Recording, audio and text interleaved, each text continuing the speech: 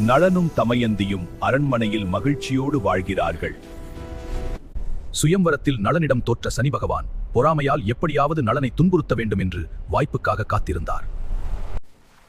ஒரு நாள் நளன் பாதத்தின் பின்புறத்தை சரியாக கழுவாமல் அரண்மனைக்குள் நுழைந்தான்.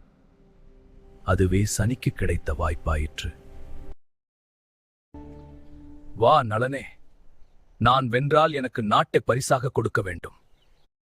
சூதாட்டத்தில் அனைத்தையும் இழந்த நளன் இறுதியில் தனது நாட்டையும் புஷ்காரனிடம் இழந்தான். குழந்தைகளோட உன் தந்தை வீமனிடம் செல்.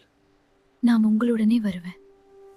அரச வாழ்க்கையை இழந்த நளனும் தமயந்தியும் விதியின் அரசே, விளையாட்டால் காட்டை இன்னும் எவ்வளவு நோக்கி தூரம்? பயணம் தொடங்கினர். சிறிது ஓய்வெடுக்க இடம் தேடுவோம்.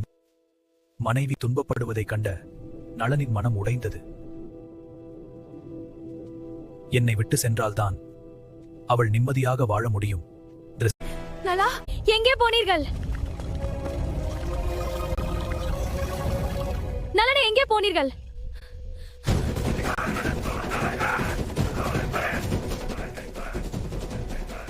பல துன்பங்களுக்குப் பிறகு தமயந்தி தன் தந்தை வீமன் அரண்மனைக்கு வந்தடைந்தாள்.